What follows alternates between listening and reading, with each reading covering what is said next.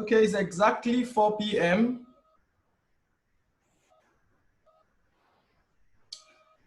Good afternoon, everyone. Good afternoon, and thank you for joining us once again. This is the 6th in our series of Zoom meetings for the development of domestic tourism in Nigeria.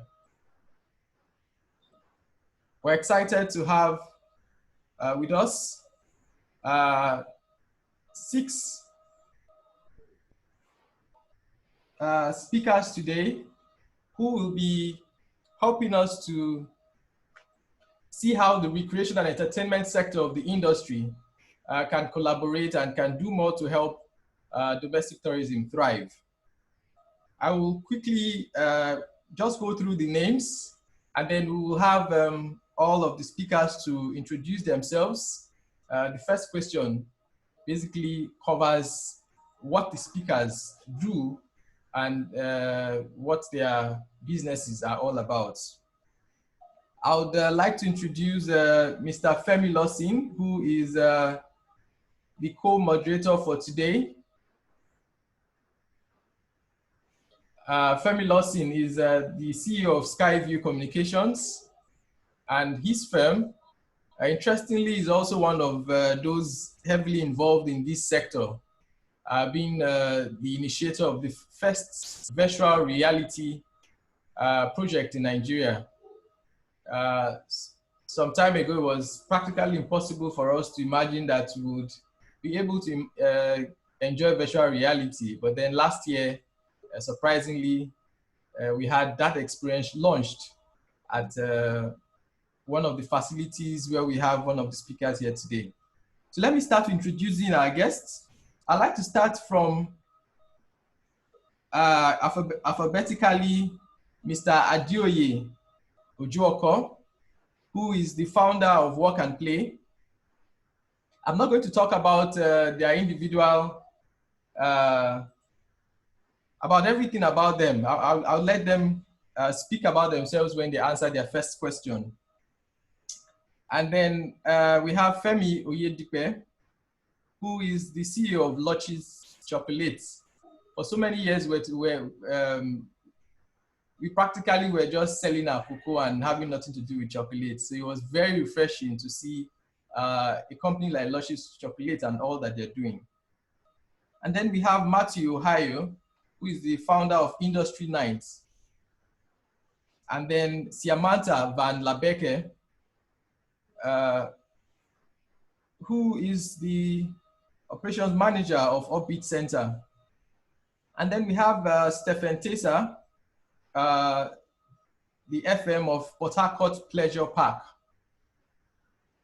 And then our special guest for today is Dr. Ibrahim Goni. He's the Conservator General of the National Park Service. We're so excited to have you all, especially the CG. And this is so because we know the importance of the national parks to any country and tourism. And of course, we cannot, even though this whole Zoom series is about how private sector can collaborate and drive tourism, we know that we cannot do this without the support of the public sector. And that's why we're so excited to have your presence, sir. So, all protocols observed, I will ask my co-moderator, Mr. Femi Loshes, to please go ahead with the first questions for today for all of the speakers. Thank you. Okay, thank you very much, Efe. All protocol duly observed, and thank you everyone for joining this Zoom conference this evening. We are happy to have you. Quickly, without wasting time, we'll jump into the program. But I would like to start with Femi and the Lodge chocolates, a wonderful concept that started a few years back. Please, can you tell us about your product from the famous agro product, how the concept, how you develop this and it relates with the Nigerian system in terms of promoting local content in terms of chocolate? Thank you, Femi, for this platform, and Effie as well for inviting me to be part of this. Please, can you hear me? Yes, we can. Okay. All right. So I am Femi Oyedipe. I'm the current CEO and co-founder of Loshes Chocolate. So what we do, we wanted to showcase a cash crop that was, Nigeria used to be one of the largest producers of cocoa. I'm very sure we all know that. And how Luscious Chocolate ties in terms of tourism and promoting, a proudly Nigerian produce is that when we wanted to start the company, we used the approach of creative tourism to promote what we do and to create awareness. So what we did was to set up our factory in such a way that people come in to see what we do. We also educate students in school as to how chocolates are made from our cocoa beans, which is locally sourced here in Nigeria. And we educate them and tell people how we make the chocolates from cocoa bean to chocolates in that sense. And by so doing, we're able to create awareness of what our products were, but also it served as an educative, fun, experiential sort of learning that, we find out that a lot of even the international companies and embassies were always seeking to bring their, like the expatriates and those that, were working in Nigeria to see how, it was done. And that's how, our products became, known. And that's how, we were able to grow as a company. Okay, thank you very much. You wonder why we are talking about chocolates in tourism. That's a product of what tourism can do when we start promoting local content. And thank you very much. I'm going to ask you another question before I move to another person, sorry. And that's, what has the experience been in terms of response from the local markets now? Being a country that we are used to the chocolates from all the developed world and all of that, how has the response been, and how are you marketing this product here? Well, initially, there was a challenge in terms of acceptance because we're used to a certain type of chocolate. What we do at Loshes is to ensure that the health benefits of the cocoa is translated into the final product. And by so doing, the way our chocolates are made is very different from the way mass chocolate products are produced. And so a lot of attention and care is given to the cocoa bean and to the various stages of making.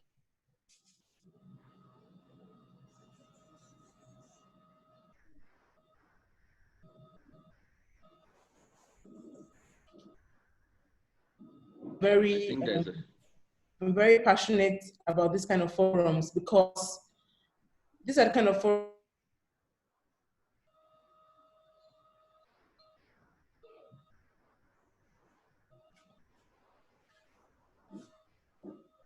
Hello, can you hear me?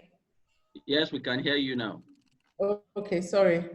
So like I was saying, so that's why this sort of platform and sort of forums are very important, because we need to, push what our local content is. And tourism is a very fantastic channel to push what our local content is and showcase what we have to the world in that sense. So I would say that yes, initially there was a lot of apprehension, but now a lot of local folks have accepted the brand, and they have this sort of association with the brand and want.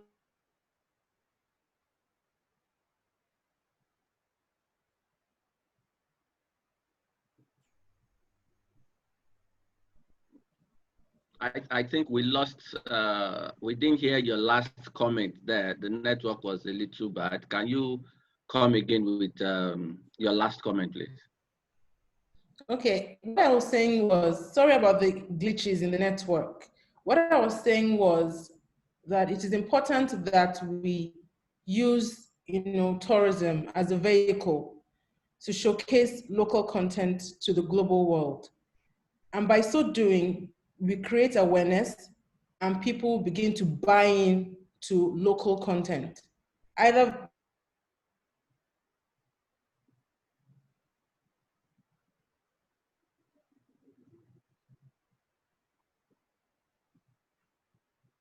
and that's what actually we did with our business, honestly. So and that created a lot of acceptance and association, amongst the local folks. Okay, okay, thank you very much. I'm going to come back to you, but let me quickly go to Mr. Adeoye. Mr. Adeoye, good afternoon and welcome to this platform. Good afternoon. Okay, how did you come about that unique concept of the car rally? It's something that we always see on TV around the world, doing car race and all of that. What led to that, and why did you decide to start that in Nigeria, sir? Good evening, everyone. Like you said, my name is Ojuoko, but starting a racing car was just like a fluke. I wanted to satisfy my customer. I went to organize kind of a networking with my customer to bring them from the east, north to come together to play golf. And I discovered that it's only the big people that play golf. And I know that the security guide, the clerk, they don't have kind of fund to go into golf, to be able to purchase the golf equipment. So I said, how do I make them happy? How do I make the children down there, how do I make them happy? So I just came back. I said, okay, what I will do is to create something that is unique in Nigeria. And I said, let me start with a car. But the first time I started it was in Shagam. I had to cover my face. I did everything so that I can disguise myself so that nobody will know. Because I don't want to participate in something that's going to be not successful. But it went very, very well on that day. And then I said, it's okay, why we do this? We call it work and play. Because I was getting out to see my customers, and at the same time, I was creating a play. So I was able to merge it together. Then I said, we call it work and play. That's how we came with the word work and play. Now, with the issue of car racing, the first time we did it, we used the local vehicle, like Toyota, the old cars. And I said, what we make it unique for me to do it next time. By the time we did it, we had Channel TV, everybody came there. And my chairman saw me and said, you, this guy, you did this thing without telling me. I said, I'm sorry, sir. It's okay. I would like you to repeat it. And I said, it's okay. I'm going to repeat it. But for me to repeat it, I must create something uniqueness in this. So I went out and I brought in a racing car, which has never been in this country. And that's how we got into car racing. And I say, a racing is what everybody loves to do. It's an alternative to football. There are so many things that is unique. So everybody love it, and most people love it. And then that's how we started moving into what we're trying to do really when we got is to create a sport tourism, not actually into car. But guys are going to be, I mean, could I want to go on? Yeah, go on, go on. Yes, what we're trying to do, we're trying to create it into sport tourism.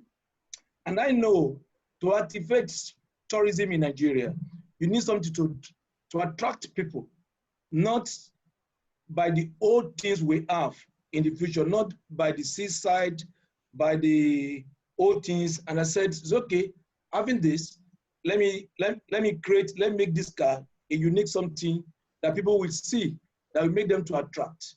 Then we started looking at how to make it a very good spot for people, and then to create tourism runs it. And that's what we'll be doing.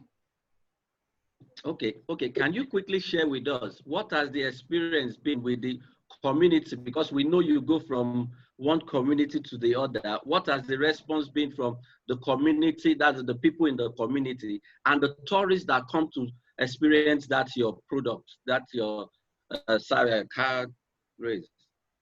I never knew that it's going to be, because I was just playing. It's not my job. But I never knew, but I was just go with the flow. And eventually you have to be creative in whatever you're doing. And that is what has made it something that people love to be. The first time we had it in Shagam was in the field. The old Shagam, I don't know what, they came around, the food sellers, they came down, and it was a good experience because it happened to be a Children's Day, May 27th, 2017. So the children from school, they came down, they really enjoyed it. And the food seller, the host community, they really love it because they only watched on TV, but they've never experienced what we did. So it was like a kind of a star that we created.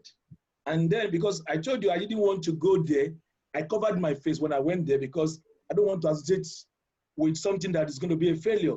So I covered my face using like all these kind of cartoons, wearing like a belt, cover myself with my friends. And I didn't know that I was creating something unique, but I thought I was hiding away from people. And then that's what it is. Now, we moved from Chagam, with the experience of Chagam, we moved to Ondo State. I'm from Ilaramokin, and I said, what I need to do, let me move it to my hometown. Let me see what I can do with the experience of my hometown to be acceptable, because in my hometown, I need to reduce my costs. I need to reduce all the financial burden that's going to be on me for me to start something big in the bigger scale. Then I moved to my town. When I got to my town, I did the off-road, which I invited people and I put a price tag into it. And I look at it, it was like, wow, I never knew this, what is going on. And it was a fool. I didn't know. That was the first time we had 2 flights from Lagos to Ondo State with fully flights. Then the governor had to call me because there was no hotel for him to stay, nobody to have hotel place. So the governor had to come, send somebody to me because actually I got the permission from the governor. So the governor had to call to be able to get a room for one of his guests. It was like a grace. Everything just came down and I said, wow, it was like a blown something that happened. And then I'll be looking at the hotelers. They were really, there was one, I mean, we have a good hotel in Akure that it was just launching to the market. Imagine you are just launching to the market, the first week you are launching and your hotel was fully booked. So it was like a good start with what we did in Ondo State. Then we tried to combine with golf, because you look at people that are playing golf, they are the one that can go into kind of what we are doing. And we look at it like, now we are looking at to bring the local content into it. So we'll be doing it in Ondo State, we'll be doing it in Kebbi. In Kebbi, we're going Kaduna, Abuja. We are doing anything good because what we're trying to do is to create a franchise on this, where people can be able to participate and be able to drive in people or tourists to their environment. And that's what we're trying to do. All right, thank you very much. In case you're joining us now, we're talking about what gives the experience in tourism. And we have a lot of, a number of players here that are from Femi, Oyedipe. I've tasted our chocolate before. You can be assured that if you taste our chocolate, you won't have to import any chocolate or buy any chocolate when you're traveling anymore. That I can tell you for free. And the car racing is something else. You ask yourself that in Nigeria, can we achieve all of this? But this is happening in Nigeria. And I'll come back to you too. So I'll quickly go to Matthew. Mr. Matthew, good afternoon. Are you there?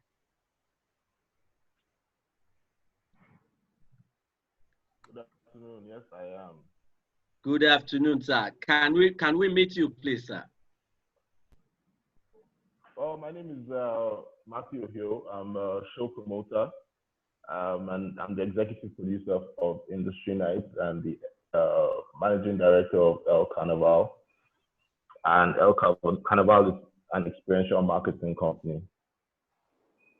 All right, thank you very much. I wanted you to mention Carnival and event. That was why I asked, can we meet you? Can you tell us how exciting has it been drawing tourists to events and carnivals in Nigeria? How has it been organizing carnivals in Nigeria? Well, it's not been easy, but it's been interesting because every year we kind of see progress. There are a couple of events. I think what we have right now is what we call like seasonal tourism in Nigeria. We see a lot of activity, a lot of people coming in for concerts that happen in December. December seems to be like the peak period for cities like Lagos State.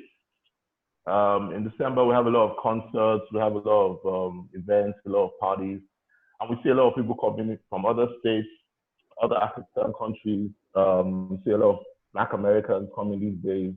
Black Americans are trying to like get in touch with their African side.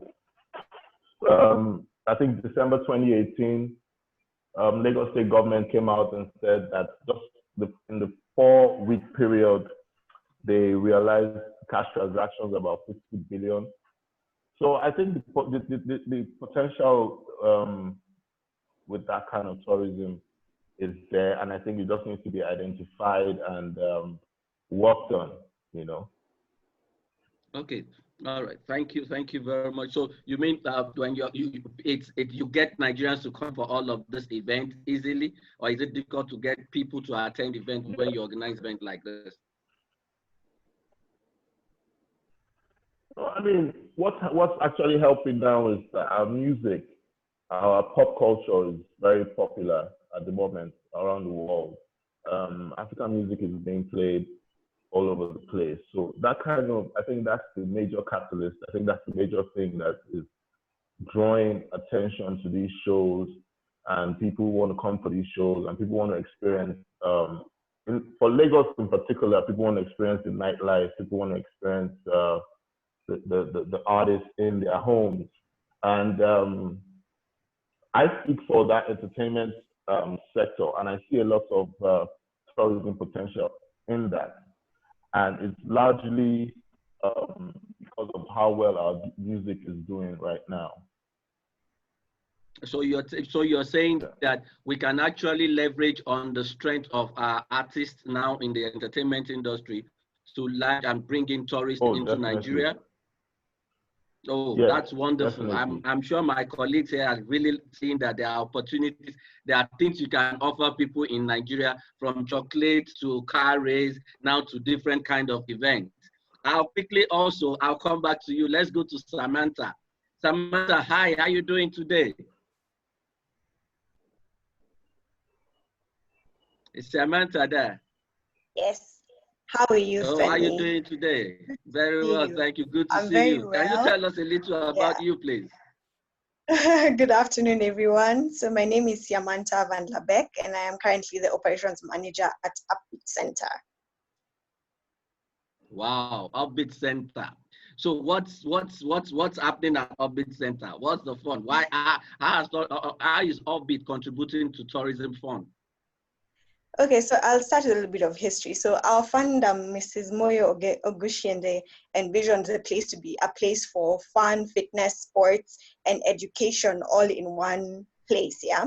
So it started off as a trampoline park, as a first trampoline park in Nigeria, and then many other activities were added on. So there is trampoline jump, there's gym, there's football turf for five-a-side, there's basketball, there's go-karting, there's ice sports skating, and then we have other indoor activities like gymnastics, holiday education camp for kids.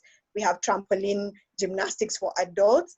So the whole place is activity for everyone, for young children to teenagers to adults. And then, of course, when you jump around, you have the hunger pants. So we have a place for ice cream, a restaurant, some coffee. And it also encompasses a place where people can just come and enjoy the space, you know, get their younger self out. So we also have team bonding activities, we have birthday parties, and we have a lot of activities for children. So that being said, the way in which we are trying to just like live out the local tourism is by giving diverse things, diverse attractions that are new to the market, and also a lot of virtual reality. There's virtual tourism there run by Femi. There's virtual parties now. So we're just trying to make the local tourism experience wholesome and make sure that everybody who comes wants to come back and to offer the service that is, what is it called? Vibrant and wholesome, so to speak. One-stop shop for activities, fun, fitness. Wow, that's very brilliant. That's very good. So how open it's Upbeat to tour operators, because you know tour operators now are linked between the tourists and all of this entertainment centers. Can you briefly tell us how open Upbeat is to working with tour operators in this space? Okay, we are actually very, very open to tour operators because we believe that the people who are connected to the masses. And in terms of domestic tourism, they're the people who know where the masses are. And we're in partnership with a couple of them. So we give them like packages. So if you book like 60 tickets, then you get a discount for that. And I think if tour operators come up with packages that encompass different venues, then it would be easier for them to sell and more destinations would be sold, because you're able to link up different spaces and someone knows when they come to this tour operator, I have different options according to what my needs are. So if I want to go for jumping, if I want to go for a music concert, you know, if I want to go this and that, then the tour operator can link one person to all these activities. So us working with tour operators is actually crucial for our business, and we're open to partnerships with tour operators. All right, thank you very much, Samantha. That will take me back to Femi now. Femi, the chat room is full of people wanting to see the pictures of your chocolate and all of that. I believe we'll try and upload some I will put pictures a link later. of the website. Yeah. So, Femi Oyedipe now, can you tell us how open you are with working with tour operators with your product in terms of them, of course, and travel agents too, in terms of how are you ready to engage them in also putting your product in the package and activities they do with tourists? Well, so far we've been actually working directly with tourists themselves. So the business, honestly, in that regard, has grown based on word of mouth. So when people come and they tell their friends that, oh, when you're visiting Lagos, Nigeria, these are the places to see. So, you know, the factories put the Loshes chocolate, oh, have this experience and cool. And also, so it's been pretty much so far, you know, directly with tourists and also directly with international organizations. So we've not really been approached by any tourist agency, operator, you know. But yeah, we're open to doing that with tourist operators as well, you know, to see how we can collaborate and also explore such collaborations. But so far, it's been, you know, tourists themselves, actually, telling their friends, like word of mouth, that, oh, this is should be part of your to-do list when you visit Lagos, Nigeria. Yeah, thank you. There are lots you can do with the travel agents and tour operators in terms of them having your products in that, because they actually bring in this tourists and a lot. And I'm sure the family that I know is always ready to sign big company. Sorry? Sorry to cut you short. So Okay. our chocolates were actually also available at the international duty free. So you find a lot of tourists as well on their way out. They are picking up, at the international duty free. But also we would be open to, collaborations with, tourist operators. Okay, thank you. I'll ask you this last question because I know you have to take your. What advice do you have for that young guy and young lady, that woman running a business in Nigeria? I know how you started, and what advice can you give to the Nigerian business that is coming up now? For every business, any entrepreneur in Nigeria, I think what helped me, or what is helping me, because I'm still on my journey, is to know that you need to understand what service and what you want to deliver from the get-go, so that you're not tossed here and there, particularly when challenges come, so that you can ensure that you remain focused on what you want to do, because challenges will come that would sway you. And when the challenges come, you might begin to consider, oh, maybe pulling back and doing something else. So you need to have resolve in what you're pursuing. You need to be dogged in terms of your vision, what you want to achieve, and then also hard work also needs to come to play here. Because when you're creating something that has not, when you're charting waters that have been uncharted before, it can be daunting. So what has helped me is to remain, dogged, focused, and, I'm very clear on what, service or products that I want to showcase out there to the world. So that's what I would say. Exactly, to the tourism industry, where we have tourism working very hard to promote tourism locally. Thank you very much, Femi. But before you go, we'd like to play a video. After this video, Dr. Ibrahim, I'm coming to you. Please get straight for me. Can you put up the video now, please?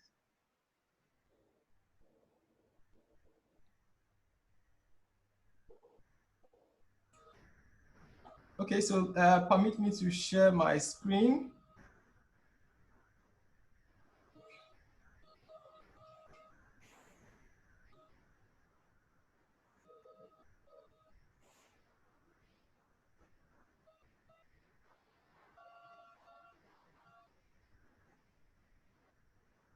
In the travel industry, there are many different companies that interact with each other. It can get a little complicated when travel agencies, tour operators, and flight consolidators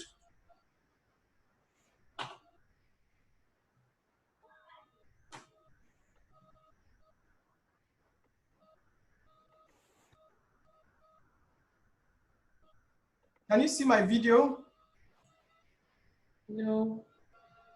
In the travel industry, there are many different companies that interact with each other. Okay, it can get a little complicated when travel We can only see your desktop. Tour operators and flight consolidators work together.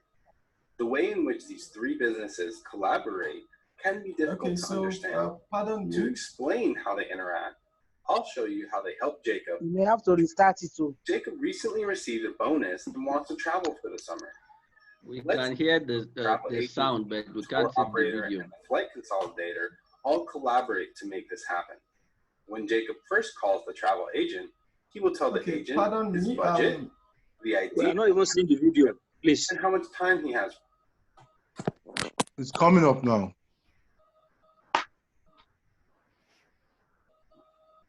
In the travel industry, there are many.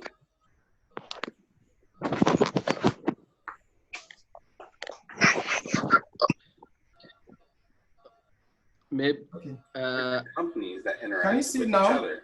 It can get a little no. when travel Okay, so agencies we don't take operate. time. Let's just keep that. Unfortunately, I'm so sorry about this. I'm using a new system as my other system crashed over the week.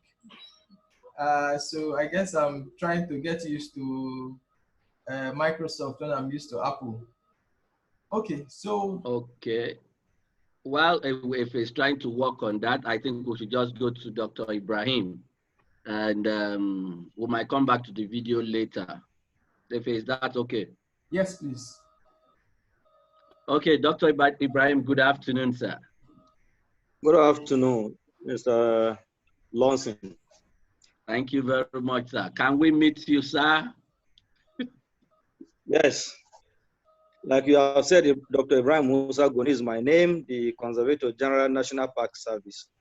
It's a pleasure participating on this webinar. Thank you very much. Thank you so much, sir. Of course, we all know that the parks are very important to tourism, and there is no way we can talk about domestic tourism without coming to talking about the national parks. Can you tell us a bit about the parks in Nigeria, please, sir? Okay. So the National Park Service in Nigeria are 7, located in 5 geographical zones of this country. And the 7 national parks cover a total land area of 22,000 square kilometers. We have the Third Basin National Park located between Borno and Yobe State, which is about, of course, 4,000 square kilometers. Then we have the Gashaka Gumti National Park, which is the largest national parks in this country. It is located between Adamawa and Taraba states. Then we have the Kanji Lake National Park covering a total land area of about 5,340 square kilometers, and it is located between Niger and Kwara states. Then we have the Oyo National Park, named after the ancient Oyo Empire, solely located in Oyo State, covering an area of 2,250 square kilometers. Then we have the Cross River National Park, which of course is the oldest rainforest in Africa and the largest in Nigeria, covering a total land area of 4,000 square kilometers. And it houses the spectacular lowland gorilla in the West African region. Then we also have the Okomo National Park, solely located in Edo State, which of course is the smallest national park in this country, covering an area of 200 square kilometers. And it has the spectacular guanon, the guanon monkey, the Agwantibo. And it is also known for its rainforest species of plants. Then we have the Kamuku National Park, located in Kaduna State, and it is about 1,220 square kilometers. These are the national parks we have in Nigeria, and the animals differ from park to park. In the forest, you have animals that are mainly found in the forest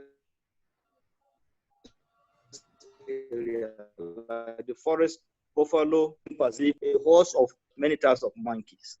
In the Sahel area, that is Chad Basin, you have animals like the giraffe, the ostriches, and of course the gazelles. Then whereas in the Guinea area, that is the central area of Nigeria, you have the antelopes, the buffalo, you have the buffalo, you have the road antelope, you have the western hartebeest, and of course the lion, which of course is the delight of most tourists in this country. And added to that is the elephant, whose status we are trying to recognize now, because most of them are migrated, and either we locally say they are threatened. Their population is threatened. So we only have a few of them in some pockets of areas. So I think this is what I will tell you about the national parks. We are open to visitation, and the tourism traffic has declined because with our acquisition of oil and the desire of most people not to patronize agriculture and of course the wildlife, so tourism has declined seriously. But the federal government is not resting on its oars because it is trying to resuscitate the national parks and trying to copy from other countries like South Africa and East Africa, trying to bring in the PPP arrangement via the partial commercialization process that is currently being handled by the Office of the Vice President. So far, I think that is what I will tell you about the national parks. Okay, thank you very much, sir. But there is an interesting story this week. We heard about the great news of the world rarest gorilla photographed in Mbe Mountains. What are some of the unique flora and fauna for that Nigerians, that people should come and see in this park? And can you tell us a bit about that, please? Yes, the gorillas in Mbe Mountain.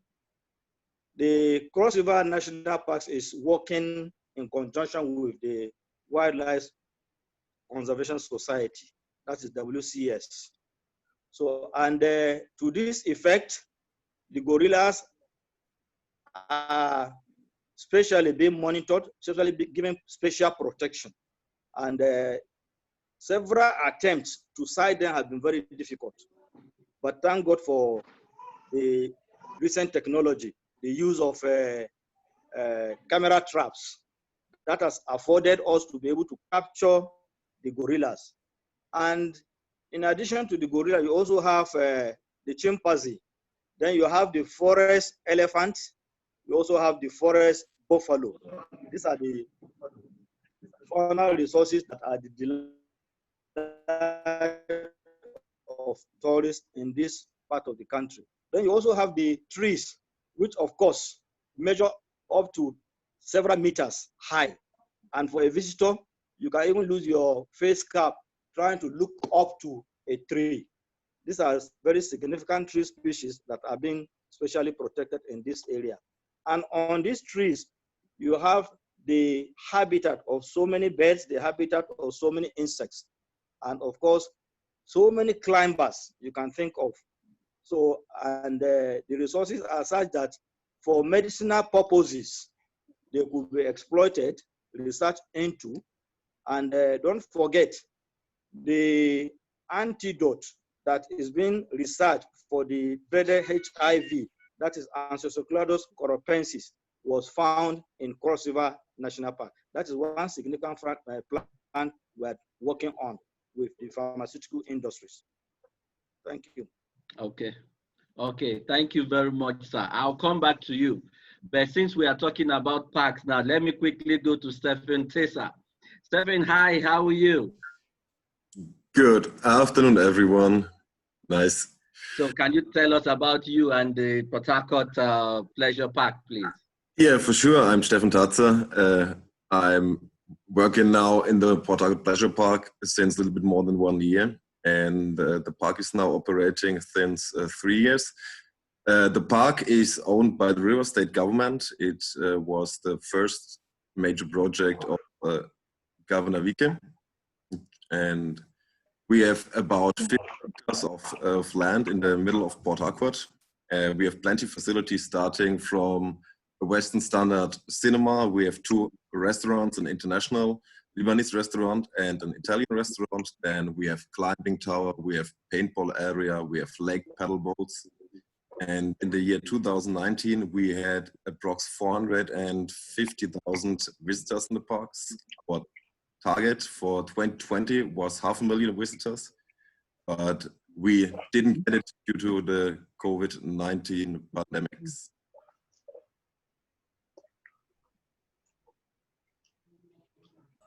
Interesting, Steffen. Let me come in here. This is one of the first times you hear statistics for a local attraction, and that's quite interesting. I've been to the Pleasure Park, and I know it is a very exciting attraction to be. And thank you. And I know that you also won the award as the best family amusement center last year. So congrats. We see all the great stuff you're doing. So what I want to ask is, you have all of these awesome Instagrammable attractions. You know, the Nigerian market is one that is popular for Instagram. So you have celebs who travel to different countries and then they take a photograph, and the next thing you see, all of Nigeria wants to visit that destination. So how are you taking advantage of social media to attract tourists, especially domestic tourists, Nigerians, to leave Lagos or Abuja and come to Port Harcourt, and of course enjoy all of those beautiful attractions you have at the pleasure park? Yeah, the thing is, when we're doing our AdWords or the shares of Instagram and Facebook pictures, the people know that it is a real park, that it's not a scam and things like this. And it's also one of the cheapest possibilities to make advertisement and to get plenty people to get into the park.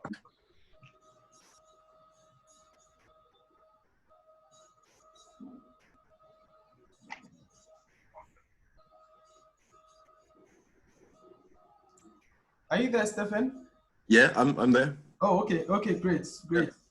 So, how are you partnering with tour operators at the moment? Are you partnering with tour operators now? And then, unfortunately, we could not screen the video I wanted to show. It basically shows how the industry works and how tour operators get to put together packages and then sell to travel agents, and then it is sold to the end consumer. Now, because the reason why we're having these Zoom meetings are so that we can show how we can work on that travel chain, the whole value chain, the way it is working everywhere else in the world. We can begin to look at those collaborations, B2B, and then in the end, we know that we can increase our domestic numbers. So how are you working with tour operators now, if you are? And then if not, what plans do you have to work with tour operators so that at the end of the day, it's easier for a Nigerian to wake up in Lagos and then book a 3-night package in Port Harcourt, knowing that, okay, one of the things he's going to enjoy is the wonderful pleasure park? Yeah, until now, we are not working together with tour operators because the domestic tourism is not created now in the Niger Delta.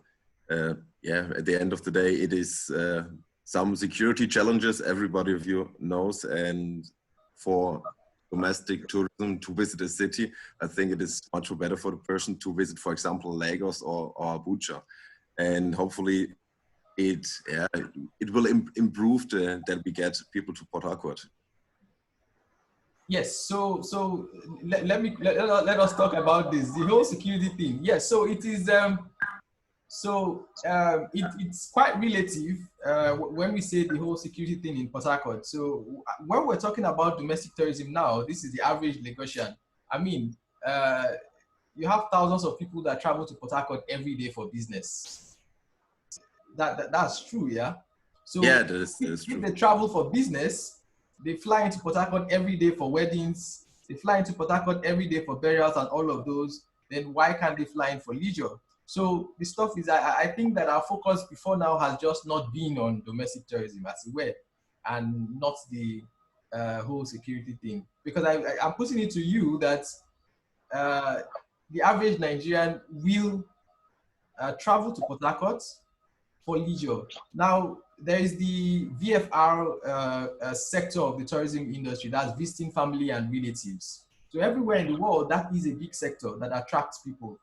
I'm sure that you know that almost everybody in Nigeria will have a relation in Port Harcourt by virtue of its strategic location and being a hub for the oil industry. So how do you think we can attract people for whether it is VFR or other leisure purposes? Yeah, that is a good question. How to attract more people for the Port Harcourt Pleasure Park? What a good opportunity is to bring new facilities to Nigeria that are here unique, and that is the thing. If you have, for example, 500,000 visitors in 1 year, you have to generate enough turnover that you are able to buy big facilities that attract people. That are the things, yeah. Great. Okay, thank you, Steffen. We'll come back to you. You're welcome. Let's go back to Mr. Adeoye Ojuoko. Are you there, Mr. Adeoye? Yes. Okay, yes. Great. So you're one of those people I'm always excited to talk to, because of course I've been to every car rally except the first one in Shagamu. That one I don't know how we would go back, but your events are always wonderful. And for me, thank you. One of those things that has drawn me back every other year is because from the very first year as a tour operator, I saw the immediate impact. Just like you said, all of the hotels were filled up. Now, all of the locals, you know, I mean, all of those who sold things around the event, you also know how happy they were to go back home feeling, you know, having sold. And for us, what we're trying to push is the fact that tourism enriches. So your event practically benefits everyone, from hoteliers to airlines, transportation companies. Besides the airlines, we also had the bus companies that also had a lot of business. And of course, you're looking at the locals who are able to then sell their local produce, whether it is snacks or drinks and all of that. Now, I've also noticed that you also purposely try to infuse local offerings. You know, one of those nights, there's always the pounded yam event where we get to enjoy pounded yam and local dance and palm wine and all of those. How well do you think these attractions are received by Nigerians? Because the average Nigerian seems to like to want to only go abroad and perhaps take champagne or do all of this. But now you're introducing local stuff. Are Nigerians appreciating it, or what is the response? Me, you are there. Thank you. You are there.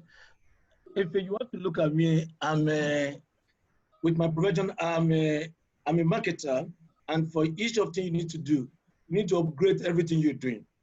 Now, I told you that I said before I went into it was something I designed. I just want to entertain people, to care for my customer. That was why I introduced a car racing, and I look at it as a vacuum in Nigeria. And I said, what can I make it to be unique? Then I introduced a sport car into it.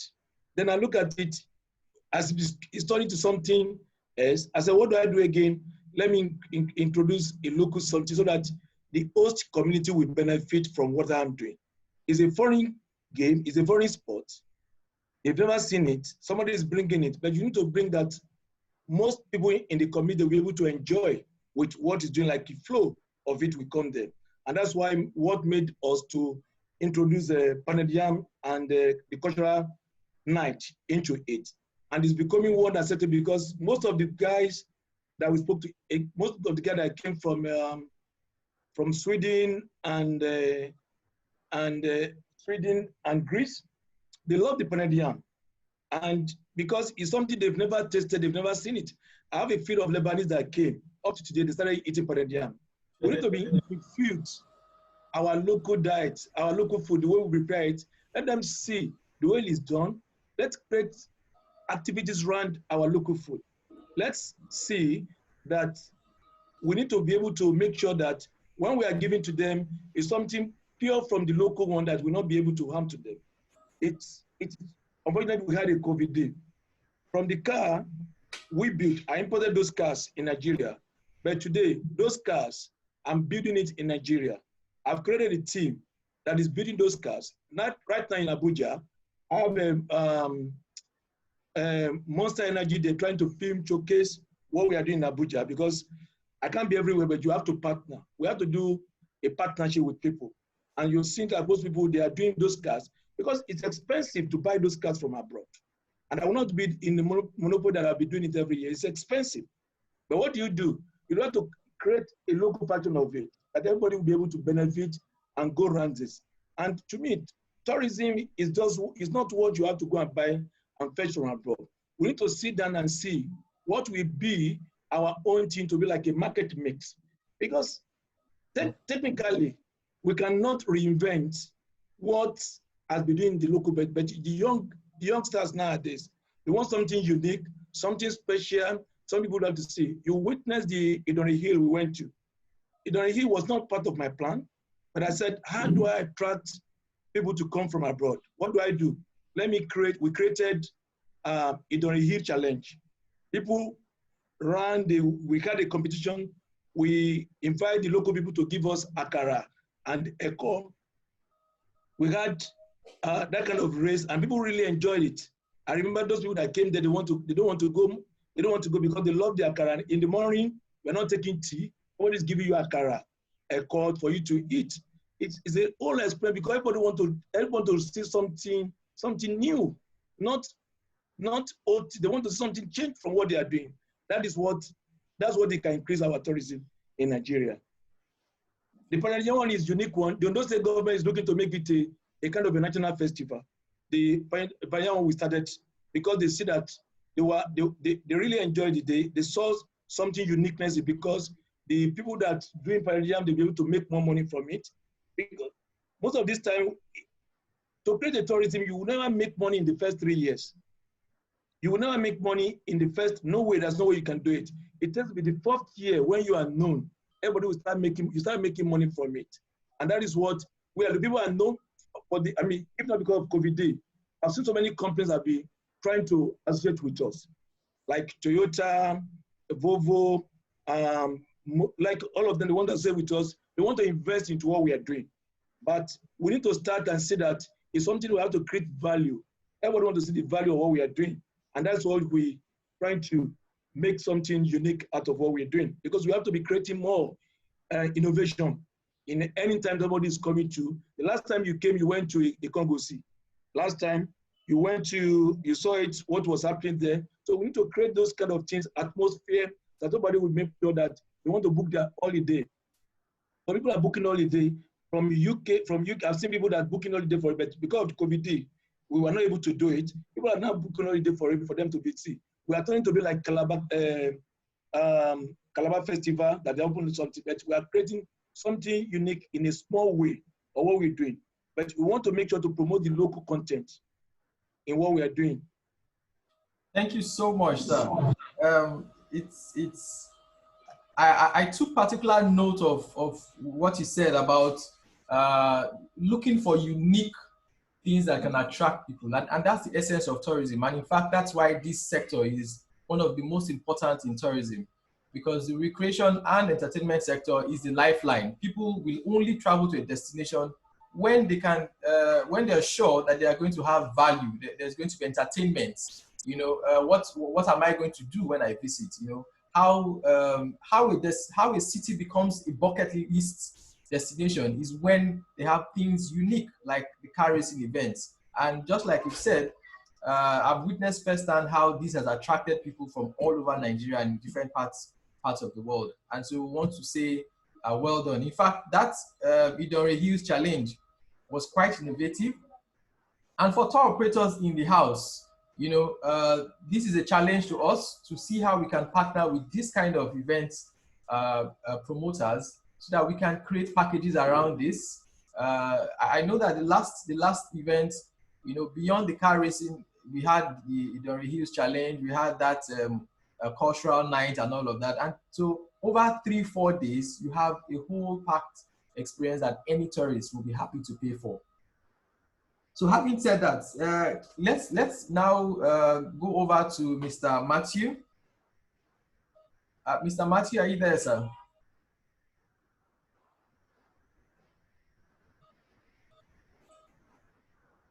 Hello, Mr. Matthew. Hello, yes, I'm here. Okay, great. So yes. you mentioned when you were talking about the pool, the attraction of our celebrities, and I can testify that Nollywood and the entertainment industry is one of the most attractive all over the world.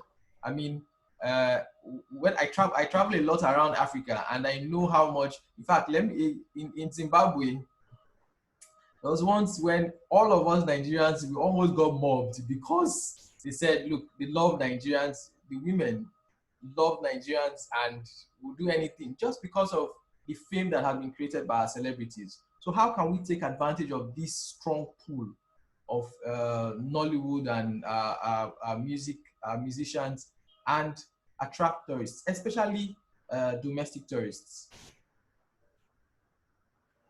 Okay, I'll give you two instances, one in Lagos and one in Abuja.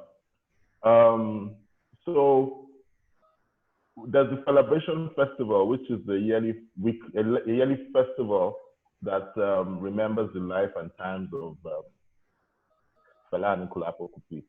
It's a festival that happens for a week, over a period of a week, and it happens at the shrine in Ikeja. This festival attracts people from all over the world. They set up a touring aspect of it, but they've tried partnering with other tour operators. It's building, but there's a lot of potential there. Fela is a big icon in Nigerian culture. People are interested about anything Fela all over the world. We've had people that come in from as far as Chile, Brazil. In fact, we have a lot of Brazilians that come every year to attend the festival and go to visit Fela's home, watch Femi Kuti perform, do all of that. But I think it could be much more bigger than it currently is. That's an example of the kind of a festival that we could take and market to the international scene and make it attractive for people to come attend that festival, at the same time enjoy Lagos and other sites, other attractions that Lagos has to offer. So it's just for us to identify events like that, dates in our calendar, people that there are a lot of things going on in Lagos, and get people to come and encourage them to come. Abuja, which I think has a lot of potential for tourism because it's not as populated as Lagos. The road networks are there. It has like a lot of mountains, a lot of potential for hiking, a lot of potential for a lot of things, a lot of sites and places you can go in Abuja. But I just think that we don't harness it. We have every December, we have a yearly Wizkid concert. And during that concert, we always get people making inquiries from Benin Republic, Ivory Coast, Ghana, Kenya. A lot of people from other African countries are interested in coming. But because they are a bit worried about security, they don't have any friends in Nigeria. But I think if we can create, like, if event promoters and tour operators or travel agencies or airlines can find a way to partner with event promoters, event organizers, and create an all-in-one package where from your flight ticket to your hotel, to your ticket to the event, to your ticket for your meals, everything is well taken care of and planned all in as one package. I think the music concerts and the events are a very way we could attract both domestic and international tourism.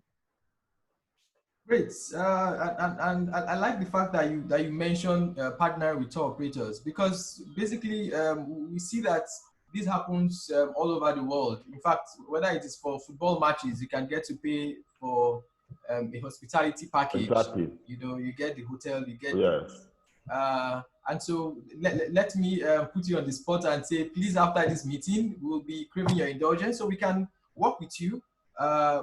We are working with a group of tour operators, and one of those actions we want to take after this meeting is to see how we can basically get these packages, get these things going.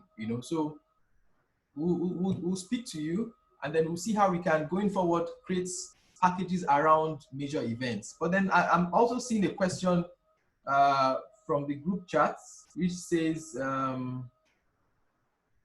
and it was something about the times. Is there a way we can get a fixed calendar for these events so that we know that over time, you know, because international tourists will most likely. So it's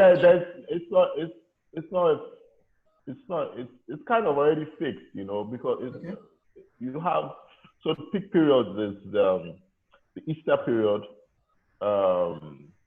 the October is when you have, October is the beginning of the end of the year, the last quarter, and that's when the events start. So October to December, October, November, December, those are high, there are a lot of events, a lot of concerts during that period. December is kind of like when the main, this is for Lagos now.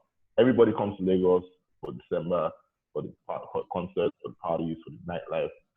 So I'll say October to December, Easter, and yeah, I think those are the peak periods, you know, Christmas, Easter, and some of the Muslim holidays, the big Salah too as well. Those are the periods where most people, of course, Independence Day. So it's usually around when seasons, you know, we call it seasons. So Easter season, Christmas season, end of the year. Those are the big periods for those events. Okay, great. So Mr. Hassan Zakari, he's the president of the ATPN, Association of Tourism Practitioners of Nigeria. I hope that answers your question. At this point, let me go to another question from the chat. Let me see. Okay, I think that question has been answered by Mr. Dahiru concerning the national parks. And Mrs. Femi Shoeton is also saying it's amazing just how much we have to offer. So many tour packages can be created to showcase all these attractions. Please share the recording of this session, and thanks for putting this together. Okay, then, yeah, the question I was going to ask, which has been answered, came from Mr. Taufik Giwa, who said, when tourists Google videos of national parks in Nigeria, few videos pop up. But when you Google videos of parks in countries like South Africa, Kenya, and Botswana, numerous videos pop up. We believe we are able to be able to market our national parks, we need to properly package them with lovely videos, which we can market to the world with what we have to offer. So with that, let me go back to the CG. Are you there, sir? I'm there. Okay, sir. So concerning that question, we would like to know what plans do you have to promote our sites, especially via social media, and then two, via tour operators. We understand that everywhere else in the world, safari is big business. For example, Rwanda charges $1,500 for one gorilla tracking permit. That's about, well, when the Naira was about 360, it was about 540,000 Naira. They're not taking the gorilla away for bushmeat, though. They're just going to take a selfie with it and pay $1,500. And they have a particular model, which is also very exciting, where the community gets a percentage of what they make. So what it means is that everybody in that community feels like they are the owners of the gorillas, because of course they know every gorilla that is alive means money to them at the end of the year. So how are you looking at publicizing the parks and the beautiful fauna that we have in Nigeria, as well as working with tour operators, so we can, you know, turn this parks into money-making ventures for Nigerians? Thank you very much for that question. Concerning the service partnership with tour operators and, of course, travel agents, and the use of the social media, I think the first thing I want to say is for the tour operators to actually get enough education about the national parks and particularly the resources they are in. If I might recount my experience for you, last year we had a meeting with many tour operators in this country, 2019. when I ask one question, that is, a tour operator should name 5 animals and 5 plants that are found in any national park in this country, none of them could give me full answer to that question. At the end of it, what are you then packaging for the tourists if you don't know the resources therein? That is one thing. So the tour operators have to be closer to us. We are ready to organize conferences, seminars, and even take our time to extend education to them wherever they are, so that at least they will know what the country has and be able to package them for sale. Then concerning the issue you mentioned about our beautiful animal resources, yes, Rwanda has already come out with a ceremony, that is naming of the gorillas. And year in, year out, they raise a lot of money from this ceremony. In 2016 or 2017, they realized nothing less than 170,000 visitors. That was called billions of dollars to that country. So it is not that the gorillas are not in this country, but like one of the speakers said, domestic tourism has to be invigorated. The government alone cannot do it. That is why government is coming up with this framework of PPP, so that the government will continue to maintain the resources, ensure that the animals, the plants are protected. It is now left to the entrepreneurs to encourage them to visit, so that at least we'll be able to get the needed revenue from this visit. Then for the ICT and the rest of them, we have been operating on our Facebooks. For those of you that have been reaching us, we have been using Facebook, and our Twitter handle also is also available. And of course, the website can easily be accessed. We are sorry, because of the COVID, most who have not been COVID-19, most who have not been able to access our website. That was because of the challenges of the lockdown. So we are sorry, but now we have fully put it on the website, and people can always reach us through the website. I also want to state that we, on our own part, have been creating a lot of education through advocacy. We have several platforms, like we have visited the TVs in Lagos, channel in Lagos, NTA in Abuja, AIT in Abuja, all with the sole purpose of trying to create the needed awareness among the people. But you see, without sacrifice, without the love of the country, no matter what government do, we do not look at tourism as a way of recreation. We do not look at tourism as a way of trying to spend our part-time, recreate, and refreshing. Unless we have where we develop this mindset, it is going to be very difficult for us to get to where we want to get to.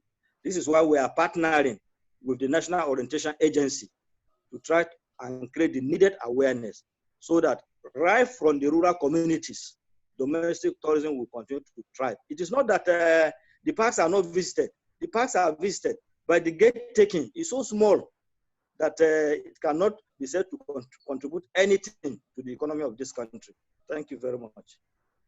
Thank you very much, sir. Let me crave your indulgence to ask concerning tour operators. Just like you said, it is very important that tour operators are educated. And I know I can assure you that I know that a lot of those in the travel industry do not even know about our parks. You know, only a few tour operators know as much as they should know. But sometimes it also comes with experiencing. I know that every year, for example, I travel to South Africa free of charge. I fly business class, stay in 5-star hotels, all on the bill of South African tourism. Because what they do is they bring you to come and experience that destination. You get to see it, you experience it, and then once you experience it, you are sold. It makes it easier for you to then go and sell it to other people. So let me crave your indulgence, sir.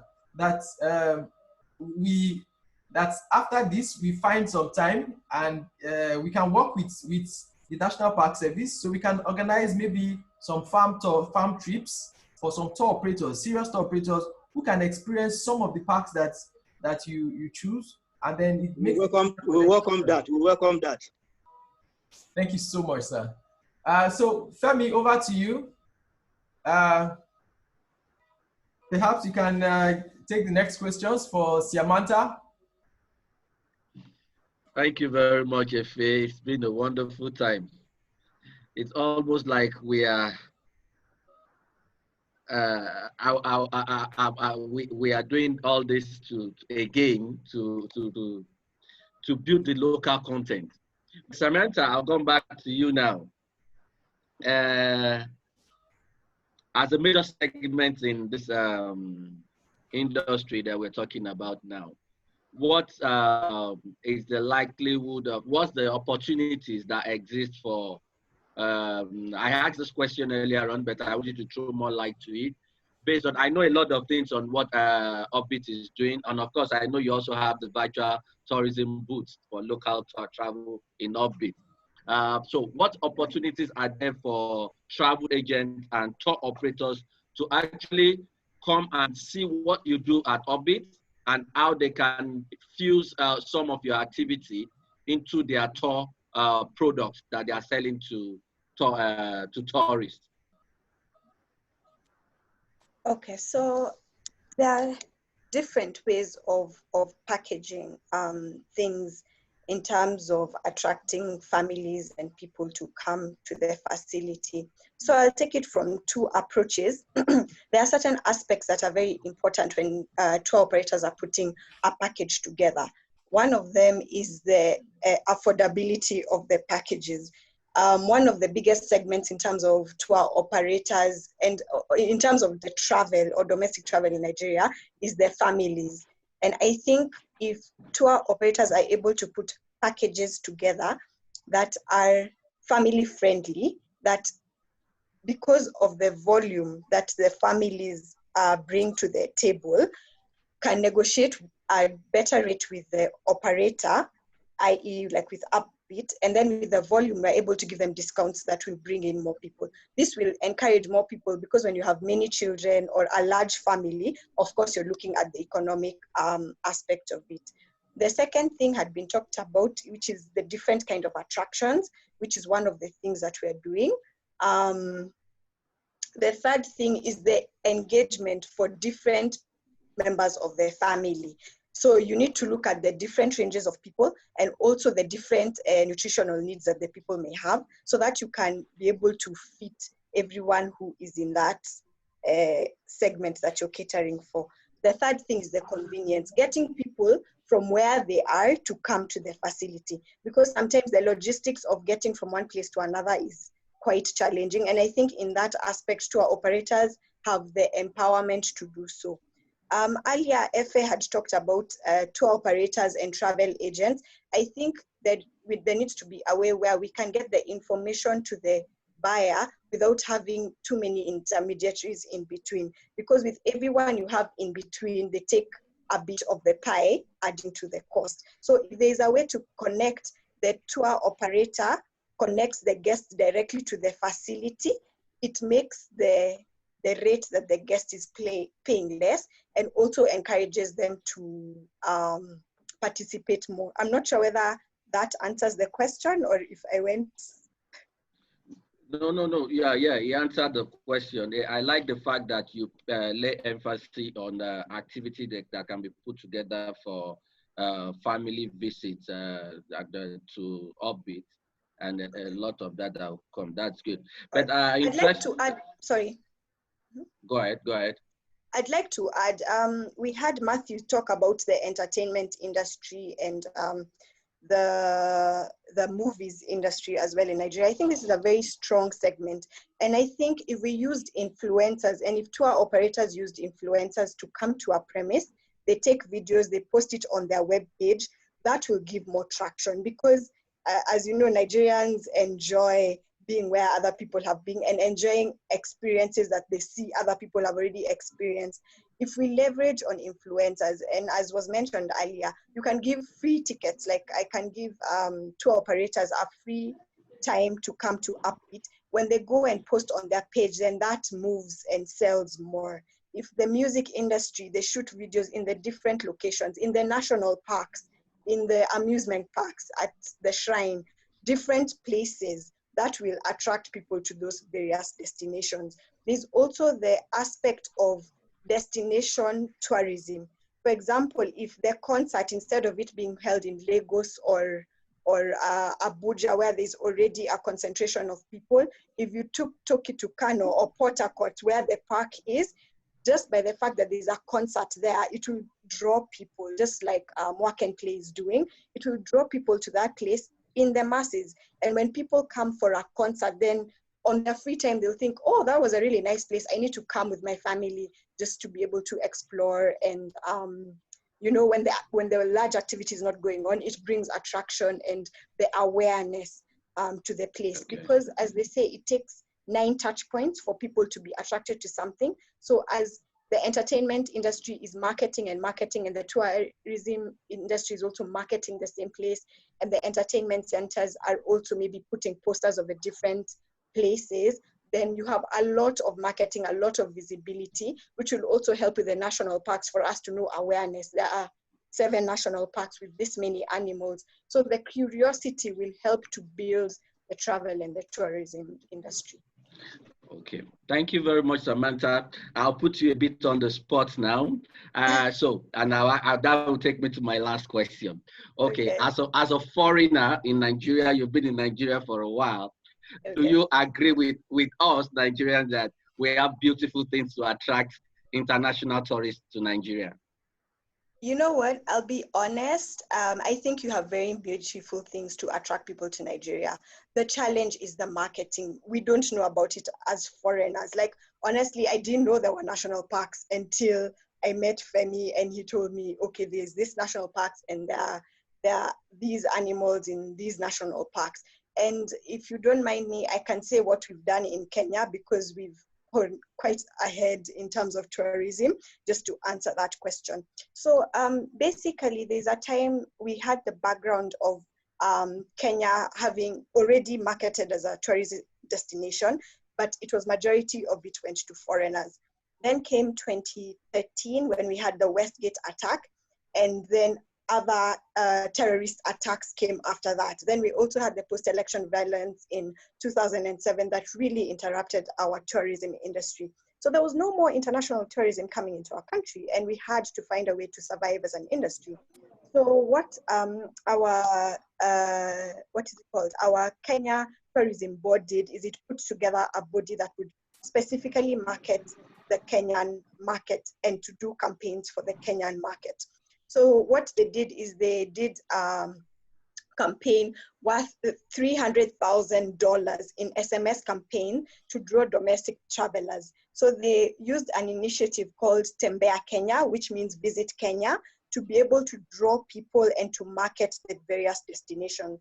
So the SMS campaign would give people the opportunity to win prizes, to go to various destinations using vacational packages to the Amboseli Park, Kibo Safari Park, Masai Mara, the Samburu. And then while they were doing this, they were taking videos of their experiences, and they turned these videos into a TV series.